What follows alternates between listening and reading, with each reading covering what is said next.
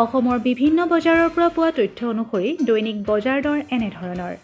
খাৰুপেটীয়া বজাৰত জলকীয়া প্ৰতি কুইণ্টলত ন্যূনতম মূল্য 4,900 টকা, অধিকতম মূল্য 5,000 টকা। বন্ধাকবি 1,000 টকা, 1,100 টকা। ৰঙালাও 1,800 টকা, 2,000 টকা। কেপচিকাম 4,800 টকা, 5,000 টকা। বৰপেটা ৰোড বজাৰত ফুলকবি প্ৰতি কুইণ্টলত ন্যূনতম মূল্য 2,600 টকা, অধিকতম মূল্য 3,000 টকা। গাজৰ 4,100 টকা, 4,700 টকা। বন্ধাকবি 2,900 টকা, 3,300 টকা। বিট 3,700 টকা, 4,300 টকা। কোকৰাঝাৰ বজাৰত জলকীয়া প্ৰতি কুইণ্টলত ন্যূনতম মূল্য 5,000 টকা, অধিকতম মূল্য 6,000 টকা। বিলাহী 4,500 টকা, 4,700 টকা। ৰঙালাও 1,800 টকা, 2,000 টকা। কেপচিকাম 2,400 টকা, 2,500 টকা। পামহি বজাৰত বন্ধাকবি প্ৰতি কুইণ্টলত ন্যূনতম মূল্য 2,000 টকা, অধিকতম মূল্য 2,200 টকা। কেপচিকাম 2,200 টকা, 2,400 টকা। আদা 5,000 টকা, 5,400 টকা। জলকীয়া 6,000 টকা, 6,500 টকা।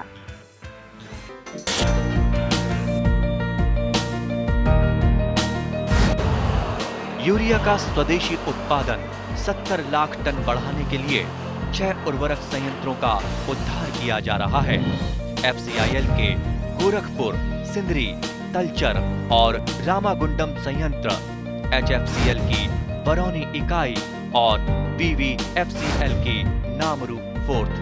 सोने पर सुहागा ये है कि देश में अब बनेगा सिर्फ नीम लेपित यूरिया, क्योंकि इससे होगा किसानों का फायदा ही फायदा। अनाज का उत्पादन 10% तक बढ़ेगा। बढ़ेगी 10 से 15% नाइट्रोजन क्षमता।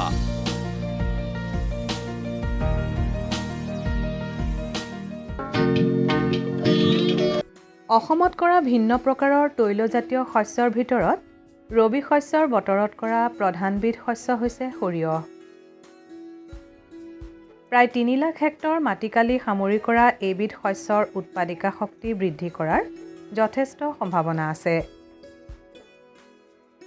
আমাৰ খেতিয়কসকলে সাধাৰণতে কৰা সৰিয়হৰ উৎপাদন যিহেতু তুলনামূলকভাৱে কম, সেয়েহে অধিক উৎপাদনক্ষম জাতৰ খেতি কৰি একে খৰচ আৰু কষ্টতে অধিক লাভ পাব পাৰে।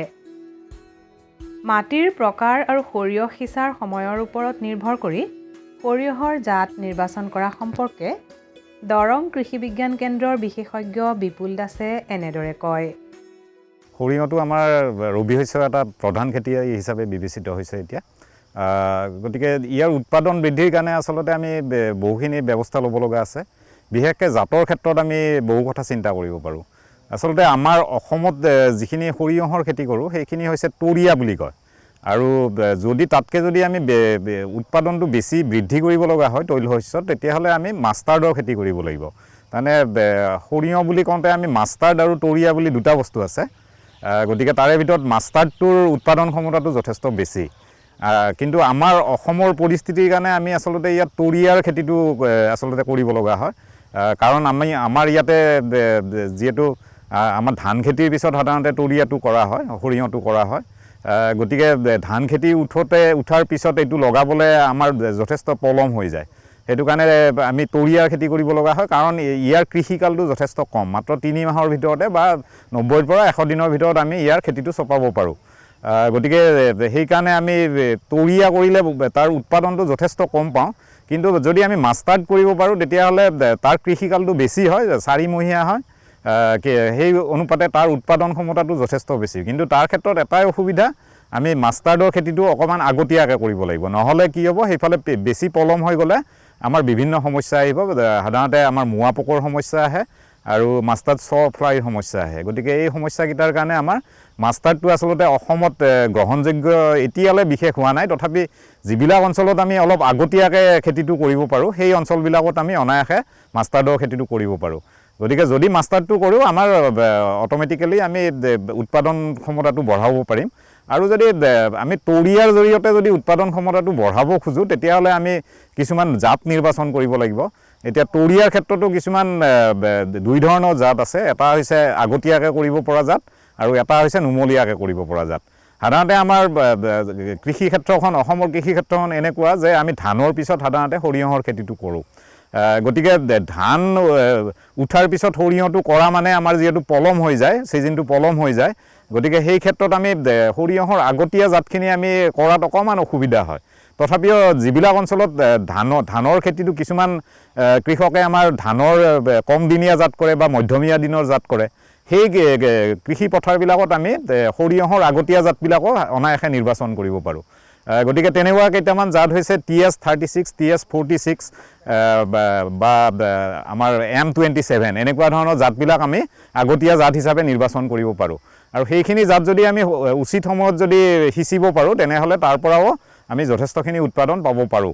কিন্তু যদি আমি দীৰ্ঘদিনীয়া জাতৰ ধানৰ পথাৰত যদি সৰিয়হৰ খেতি কৰিব লগা হয়, তেতিয়াহ'লে আমি নুমলীয়াকৈ সৰিয়হটো কৰিব লগা হয়।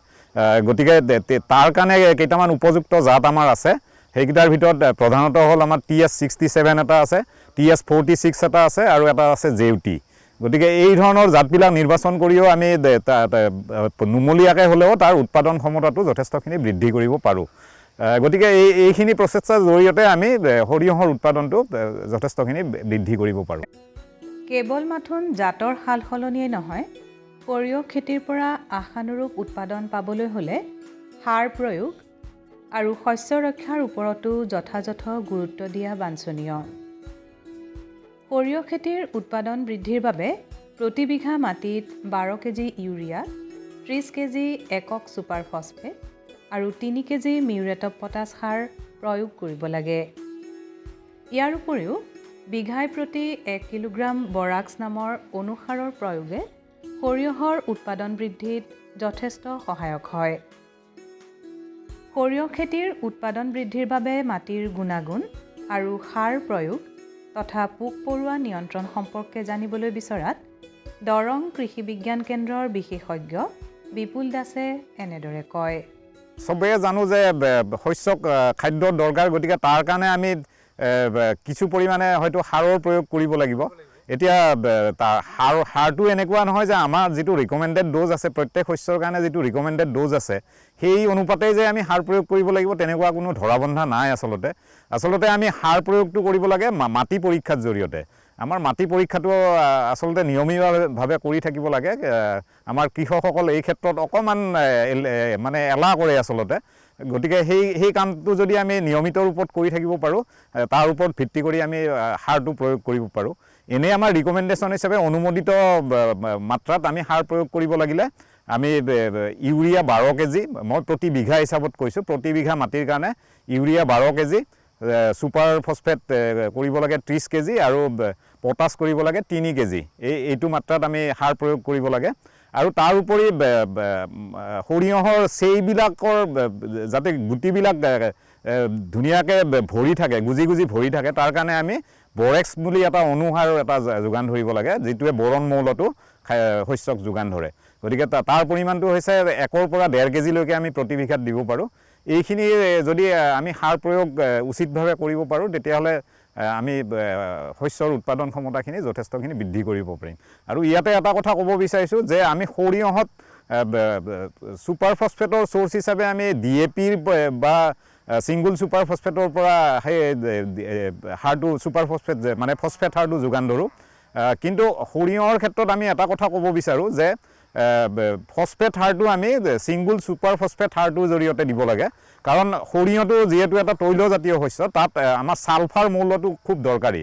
গতিকে SSP সাৰটোৰ জৰিয়তে আমি যদি সাৰটো দিম, তেতিয়াহ'লে তাত ছালফাৰটোও লগতে যুক্ত হৈ থাকে। গতিকে সেইটো অট'মেটিকেলি SSPৰ পৰা সৰিয়হ খেতিটোৱে পাই যায়।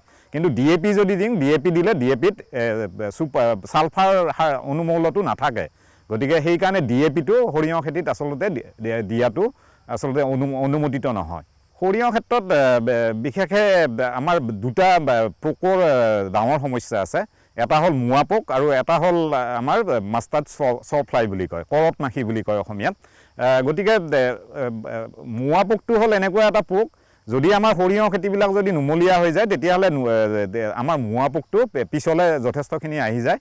আৰু মোৱা পোকে আচলতে পাতৰ পৰা ৰসটো শুহি খাই পেলাই আমাৰ খেতিত যথেষ্ট অনিষ্ট কৰে, আৰু তাৰ লগতে কিছুমান ভাইৰাছজনিত বেমাৰ সি সংক্ৰমিত কৰে। গতিকে তাৰ জৰিয়তে সি আমাৰ শস্যত যথেষ্টখিনি উৎপাদন হানি কৰে। ঠিক তেনেকৈ কৰট মাখি বা চফ্লাই যিটো পোক আছে সেই পোকটোৱে সাধাৰণতে শস্যৰ গোটেই কালজুৰিয়ে সি আক্ৰমণ কৰিব পাৰে। তথাপিও যেতিয়া আমাৰ সৰিয়হ শস্যবিলাক যেতিয়া গজি আহে সেই গজি অহাৰ সময়তে সি বেছিকৈ আক্ৰান্ত কৰে আৰু পাতবিলাক খাই পেলাই গছবিলাক লাওমোৰা কৰি পেলায়। আৰু আনকি এনেকুৱা কেতিয়া পৰিস্থিতিও হয় যে খাই পেলোৱাৰ ফলত কৃষকে গোটেই মাটি ভাঙি পেলাই আকৌ নতুনকৈ সৰিয়হ সিঁচিব লগা হয়। গতিকে এই দুটা পোকেই আমাৰ অসমৰ কৃষি ক্ষেত্ৰত যথেষ্ট সমস্যাৰ সৃষ্টি কৰিছে। খালি আমি এটা কথাই মনত ৰাখিব লাগে যে সৰিয়হটো যদি অকণমান সময়মতে আমি সিঁচিব পাৰোঁ তেনেহ'লে কিন্তু এই পোক দুটাৰ পৰা আমি বিৰত ৰাখিব পাৰোঁ খেতিডৰা। গতিকে তথাপিও যদি আমাৰ খেতিডৰা কৰোঁতে যদি এই পোককেইটাই বেছিকৈ আক্ৰমণ কৰে তেতিয়াহ'লে প্ৰথম অৱস্থাত আমি নিমজাতীয় কীটনাশক প্ৰয়োগ কৰিব লাগে। আৰু যদি তাত তেতিয়াও যদি বেছিকৈ আক্ৰান্ত হয় তেতিয়াহ'লে আমি অন্য ৰাসায়নিক কীটনাশকৰ সহায় ল'ব লাগিব। দৰং জিলা কৃষি বিভাগৰ তৰফৰ পৰাও ভিন্ন প্ৰকাৰৰ তৈলজাতীয় শস্য যেনে সৰিয়হ, তিল, বাদাম আদি খেতিৰ বিকাশৰ বাবে হাতত লোৱা হৈছে বিভাগীয় আঁচনি। ৰাষ্ট্ৰীয় ভোজ্য তৈলবীজ বিকাশ অভিযান চমুকৈ NMEOৰ অধীনত কৃষক উৎপাদক সংস্থাসমূহক জড়িত কৰি উন্নত কৃষি পদ্ধতিৰ প্ৰদৰ্শনমূলক খেতিৰ দিহা কৰা হয়। TS38 আৰু DRMR নামৰ উন্নতমানৰ সৰিয়হৰ জাতেৰে 1800 হেক্টৰ মাটিত কৰা সৰিয়হৰ খেতিৰ জৰিয়তে খেতিয়কসকলক তৈলবীজৰ উৎপাদন আৰু উৎপাদিকা শক্তি বৃদ্ধি কৰিবলৈ উৎসাহিত কৰি অহা হৈছে। শেহতীয়াভাৱে বিভিন্ন ধৰণৰ শস্যৰ ক্লাষ্টাৰ গঠনৰ জৰিয়তে কৃষকসকলক সংগঠিত কৰি খেতি কৰিবলৈ উৎসাহিত কৰাৰ অন্যতম এক কাৰণ হৈছে একোবিধ কৃষি সামগ্ৰীৰ মূল্য শৃংখলৰ ওপৰত কাম কৰাৰ প্ৰয়াস। বহু সময়ত দেখা যায় যে খেতিয়কসকলে উৎপাদন কৰাৰ পিছত উৎপাদিত সামগ্ৰী বিক্ৰী কৰাৰ বাবে বজাৰ বিচাৰি হাহাকাৰ কৰিবলগীয়া হয়। মূল্য শৃংখলৰ ওপৰত কাম কৰাৰ সুবিধা এয়ে যে ইয়াত কেৱল উৎপাদনেই নহয় বিপণন তথা প্ৰচেছিঙৰ সুবিধাৰো ব্যৱস্থা কৰা হয়। উল্লেখ্য যে দৰং জিলাত বিশেষ সৰিয়হ অভিযানৰ জৰিয়তেও এবিধ তৈলজাতীয় শস্যৰ বিকাশৰ ব্যৱস্থা কৰা হৈছে। পশ্চিম মঙলদৈ কৃষি উৎপাদক সংস্থাৰ জৰিয়তে সৰিয়হ খেতিৰ বাবে হাতত লোৱা কাম আৰু ইয়াৰ প্ৰচেছিং তথা ব্ৰেণ্ডিঙৰ কথা উল্লেখ কৰি দৰং জিলাৰ জ্যেষ্ঠ কৃষি উন্নয়ন বিষয়া দেৱকুমাৰ শৰ্মাই এনেদৰে কয়। ইয়াত আমাৰ দৰং জিলা কৃষি বিভাগৰ তৰফৰ পৰা আমি তৈল শস্যৰ ক্ষেত্ৰত আমাৰ যথেষ্টখিনি উদ্যোগ লোৱা গৈছে। যেনে আজি আমি উপস্থিত আছোঁ ইয়াতে ৰঙামাটি গাঁৱত, য'ত আমি NMEOOS national mission for edible oil and oilseed 2025-26 বৰ্ষৰ অধীনত ইয়াত আমি এটা FPC আছে। FPCটো হ'ল আপোনাৰ পশ্চিম মঙলদৈ কৃষি FPC।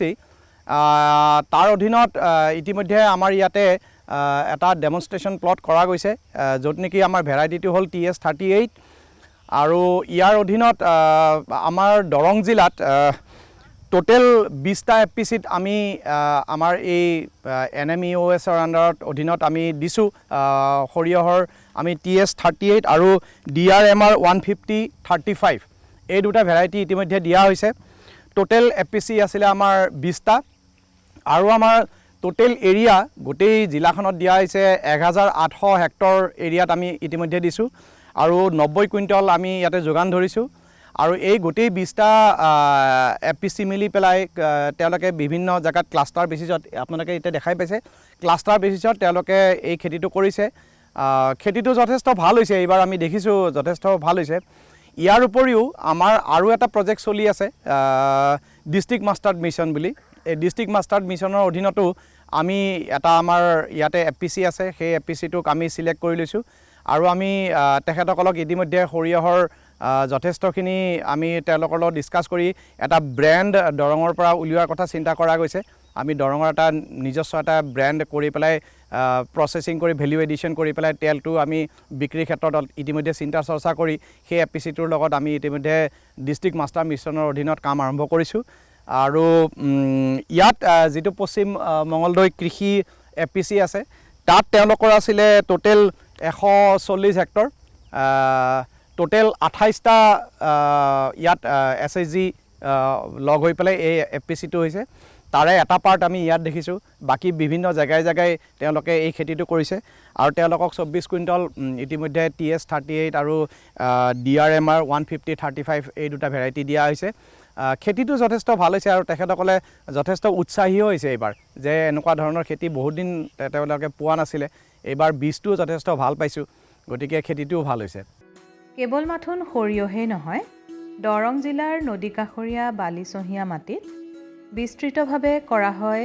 বাদাম আৰু তিলৰ খেতি উল্লেখ্য যে বাদাম আৰু তিলৰ দৰে তৈলবীজৰ স্থানীয় বজাৰত ব্যাপক চাহিদা আছে ছেপ্টেম্বৰ মাহত বানপানী শুকোৱাৰ পিছতে নদীকাষৰীয়া অঞ্চলত ব্যাপকভাৱে কৰা বাদাম তিল আদি শস্যসমূহৰ পৰা তেল নিষ্কাশনৰ সুবিধা আছে যদিও বৰ্তমানলৈ প্ৰচেছিঙৰ সুবিধা হৈ উঠা নাই একেদৰে বানাক্ৰান্ত জিলা হোৱা হেতুকে দৰং জিলাক ৰাষ্ট্ৰীয় ভোজ্য তৈল খেজুৰ অভিযানৰ অন্তৰ্ভুক্ত কৰা হোৱা নাই অথচ ৰাজ্যখনত খোৱা তেলৰ ঘাটি পূৰণৰ বাবে তৈল খেজুৰৰ খেতিৰ ওপৰত যথেষ্ট গুৰুত্ব দি অহা হৈছে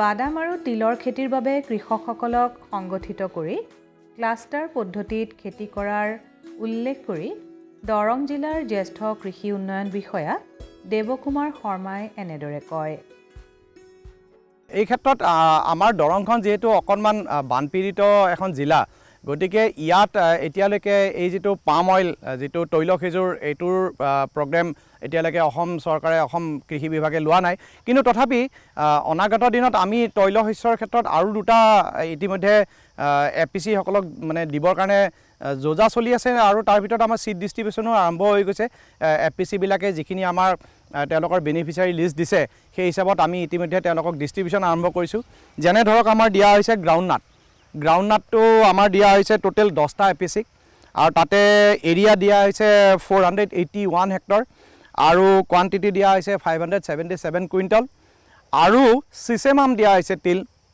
যিটো নেকি এপিচি আৰু আন 10টা এপিচিক এইটো দিয়া হৈছে এৰিয়া হৈছে 500 হেক্টৰ আৰু কোৱান্টিটি হৈছে 20 কুইণ্টল আৰু আমাৰ পশ্চিম মঙলদৈ এই যিটো এপিচি ইয়াত আছে আমাৰ ৰঙামাটিতে কৰি মই ইতিমধ্যে কৈছোঁ পশ্চিম মঙলদৈ কৃষি এপিচি তাত দিয়া হৈছে 90 হেক্টৰৰ কাৰণে চিছেমাম আৰু গ্ৰাউণ্ডনাট দিয়া হৈছে 65 হেক্টৰৰ কাৰণে 78 কুইণ্টল গতিকে আমি আশা কৰিছোঁ এইটোৰ ক্ষেত্ৰত আমিতো আমাৰ প্ৰধানতঃ যিহেতু আমাৰ তেলটো আমাৰ সৰিয়হৰ তেলটোৱে বেছি ব্যৱহাৰ হয় গতিকে এক্সটেনচিভলি তেওঁলোকে এইটো কৰিছে আৰু লগতে আমি এইটোও চিন্তা কৰিছোঁ যে এখেতসকলে যিটো গ্ৰাউণ্ডনাট বা চিছেমাম যিটো কৰিব সেইটোৰ পৰাও আমি তেখেতসকলক আমি চিন্তা চৰ্চা কৰিছোঁ যে কেনেকৈ তেলটো এক্সট্ৰেকশ্যন কৰিব পাৰি এই বিষয়ত আমি তেখেতসকলক জ্ঞান দিম যাতে তেখেতসকলে তাৰ পৰাও তেলটো এক্সট্ৰেক্ট কৰিব পাৰে যিহেতু আমি জানো যে তেলৰ ক্ষেত্ৰত আমি সেল্ফ সাফিচিয়েণ্ট নহয় গতিকে আমি এইটো প্ৰচাৰৰ কাৰণে আমি চেষ্টা কৰিম যাতে তাৰ পৰাও তেওঁলোকে তেলটো এক্সট্ৰেক্ট কৰিব পাৰে গ্ৰাউণ্ডনাটে হওক বা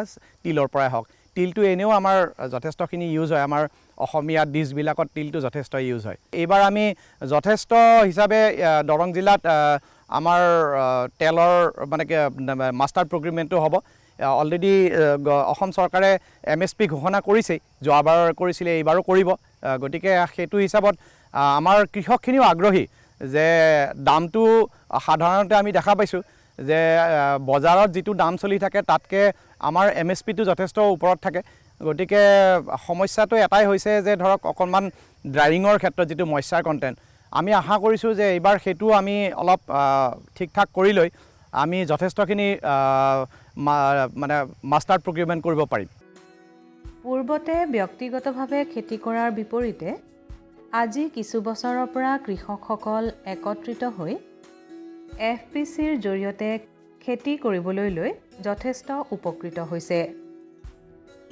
অসমত বৰ্তমানে 5 শতাধিক FPC সক্ৰিয়ভাৱে কাম কৰি আছে যদিও এই কৃষক উৎপাদক সংস্থাসমূহক সবলীকৰণৰ প্ৰয়োজন আছে।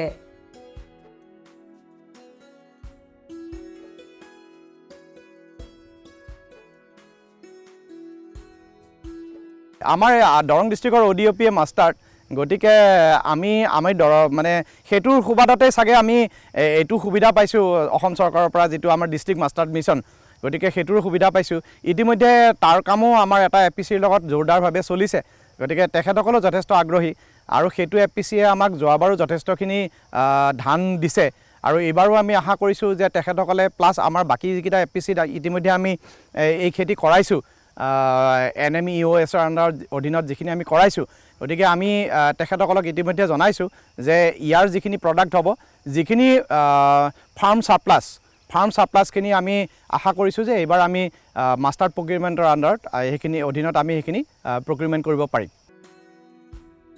FPC সমূহে কেৱল যে কৃষি উৎপাদনতেই জড়িত হৈ থাকিব তেনে নহয়, বৰং উৎপাদিত সামগ্ৰীৰ মূল্য সংযোজন, ব্ৰেণ্ডিং, বিপণন, প্ৰচেছিং আদিবোৰ কামতো তেওঁলোক জড়িত হ'লেহে FPC সমূহ তিষ্ঠি থাকিব পাৰিব।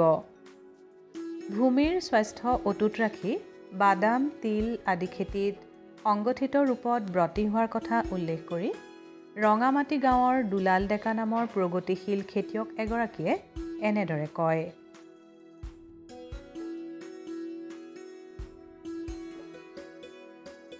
গ্ৰুপ ছাৰ আমাৰ ছাৰে আগবঢ়াই কৰা আমাৰ পশ্চিমবংগ ব্লকৰ আণ্ডাৰত 28টা APC আছে, তাৰ আণ্ডাৰত আমাৰ APCটো উদয়মান গোট নিচুঙামাটি গাঁৱৰ, তাৰ আমি মানে অফিচৰ পৰা পাইছিলোঁ TS38 জাতটো। আমি বিভিন্ন জেগাত কৰা হৈছে, ইয়াতেও আমি কৰিছোঁ। জাতটো অতি ভাল জাত আৰু এই জাতটো ভাল আৰু আপোনাৰ আমি এই গ্ৰুপটো মোটামুটি আজি 3 বছৰমানে হ'ল আমি APCটো খোলা। 3 বছৰ হ'ল। না আপুনি ব্যক্তিগতভাৱে কেই বিঘা মাটিত কৰিছে? ব্যক্তিগতভাৱে মোৰ 4 বিঘা আছে। 4 বিঘা মাটিত কৰে? 4 বিঘা মাটিত কিমান মান প্ৰডাকশ্যন হয়? এবাৰতো ছাৰ বহুত ভাল হৈছে। আমি এইটোতো মানে আগতে আমি ব্লেক গাম কৰিছিলোঁ, ব্লেক গাম কৰাৰ কাৰণে আমাৰ যিটো সাৰ তাৰ 4 বছৰ এইটো ব্লেক গাম কৰিলোঁ আমি এইটো মাটিত। এইবাৰ আমি মানে ব্লেক গামটো নকৰি তাৰমানে সৰিয়হটো কৰিছোঁ। গতিকে মাটিৰ পৰা সাৰটো আহে? হয়, সাৰটো আহি গ'লে কিন্তু এইটোতো বিঘাটো 6 মোনটো আৰামছে হ'ব বুলি ভাবিছোঁ ছাৰ। গতিকে আপোনাৰ 5 মোন 6 মোন সৰিয়হত পোৱালটো খুব ভাল নহয় জানো? ভাল ছাৰ, বহুত ভাল। আমি যে আগতে 2.5 মোন 3 মোন পাইছিলোঁ এনেকুৱা পাৰ বিঘা। এইবাৰে অলপ মানে প্ৰডাকশ্যনটো বেছি হৈছে আৰু হ'ব বুলি ভাবিছোঁ। এতিয়ালৈ বেমাৰ চেমাৰ নাই, বেমাৰ এতিয়া হোৱা চান্স নাই, সেইগিলা পূৰা হৈ গৈছে। এইটো জাতৰ কাৰণে হৈছে হোৱা বুলি জাতটো ভাল ছাৰ, জাতটোতো অতি ভাল জাত। TS38 অতি পুৰণা জাত, ভাল জাত, অতি ভাল জাত। কিমানজন মানুহে লগ লাগি? আমি 25 জন। 25 জন? হয়। গতিকে আপোনালোকৰ সৰিয়হ কৰিছে? হয়। সৰিয়হ কৰাৰ পিছত আৰু বাকী বেলেগ তিল বা বাদাম এইবিলাকো কৰে নেকি? আছে ছাৰ, বাদাম আছে, মাটিমাহ আছে, আপোনাৰ মেজ আছে, মাকৈ। মানে বাদাম কিমান মাটি? বাদাম মোটামুটি ছাৰ 5 হেক্টৰমান হ'ব ছাৰ। 5 হেক্টৰ মাটি। আৰু তিল আছে ছাৰ 3 হেক্টৰমান মাটিত আছে। 3 হেক্টৰ মাটি। গতিকে এই তৈলজাতীয় শস্যৰ যে খেতিটো কৰিছে, হয়, গতিকে মাৰ্কেটৰ কিবা সমস্যা হৈছে? মাৰ্কেটৰ কোনো সমস্যা নাই ছাৰ, আমি মাৰ্কেটৰ কোনো সমস্যা নাপাওঁ। কথা হ'ল আমাৰ মাৰ্কেট এটাই আছে, বাংলাগুৰ মাৰ্কেট এটা ভাল মাৰ্কেটে আছে আৰু বেপাৰীবিলাকে যেতিয়া ভাল বিধান হ'লে তেওঁলোকে বেপাৰীয়ে আমি বেকাত কোনো অসুবিধা নাপাওঁ ছাৰ। নাই, কিন্তু আপোনালোকে APCয়ে মাৰ্কেটিঙৰ ব্যৱস্থাটো কৰাৰ কথা চিন্তা কৰিছে? APCয়ে আমি মাৰ্কেটিঙৰ কোনো ব্যৱস্থা সেনেকুৱা কৰা নাই ছাৰ। দলীয়ভাৱে কিছুমান কৰা অসুবিধাও হয় অলপ। দলীয়ভাৱে ধৰক কিছুমানৰ হেৰিগিলা মন্তব্যগিলা বেলেগ প্ৰত্যেকৰে মন্তব্যবিলাক একে নহয়তো। তেওঁ এইবাৰ ভাবিছোঁ অলপ তেল অলপ বিহুৰ আগে তেল অলপ যদি পাৰোঁ তেলটো আপোনালোকে এক্সট্ৰা কৰি? হয়, পেকেটিং কৰি আমি কৰিম বুলি ভাবি আছোঁ ছাৰ। বিহুৰ আগে কি হয় চাওঁ, এনেকুৱাতে ভাবিছোঁ। কিন্তু বিহুৰ আগত নোৱাৰা যাব, সৰিয়হটো বিহুৰ আগত নহ'ব ছাৰ। এইটো এটা ডেকা, আপুনিতো আমাক ক'লে যে আপুনি সৰিয়হ কৰিছে, তিল কৰিছে আৰু বাদাম কৰিছে। হয়। ইয়াৰ উপৰি আপোনাৰ কি খেতি আছে? মোৰ মাকৈ আছে ছাৰ, মাকৈ আছে। মাকৈটো ভাল। কেই বিঘা মাটি? মাকৈ মোৰ তাত 9 বিঘামান আছে ছাৰ। 9 বিঘা। আৰু আছে ছাৰ এইটো কি কয় ব্লেক গাম আছে, মাটিমাহ আছে, আলু আছে ছাৰ, আপোনাৰ সৰিয়হ আছে। এতিয়া আকৌ বড়ো লগাম, শালি কাটিলোঁ। গোটেই বছৰটো আমাৰ খেতি ছাৰ। এতিয়া উত্তৰ পাৰত দক্ষিণ পাৰত অলপ খেতিটো তাৰমানে 12 মাহে হৈছে। 12 মাহে আমাৰ খেতি, 12 মাহে থাকে আমাৰ খেতি। किसान भाइयों गांठ बांध लो बहुत बहुत है काम की, समृद्धि के पैगाम की। मिट्टी के मिजाज को समझो, मिट्टी के हर राज को समझो, मिट्टी की तुम जांच कराओ, मुफ्त सॉइल हेल्थ कार्ड ले जाओ। कभी मुनासिब बीज लगाओ, सही किस्म की खाद ले आओ, जितनी जरूरी उतनी डालो, सही मात्रा खुद पहचानो, इसको अपना मंत्र बना लो, मिट्टी की सेहत तो जानो। बात बहुत है काम की, कम लागत अधिक वरदान की, किसान भाइयों गांठ बांध लो। आज ही मिट्टी की जांच कराएं। राज्य सरकार के कृषि अधिकारी से संपर्क करें और मुफ्त में सॉइल हेल्थ कार्ड पाएं। कृषि और किसान कल्याण मंत्रालय द्वारा किसान हित में जारी।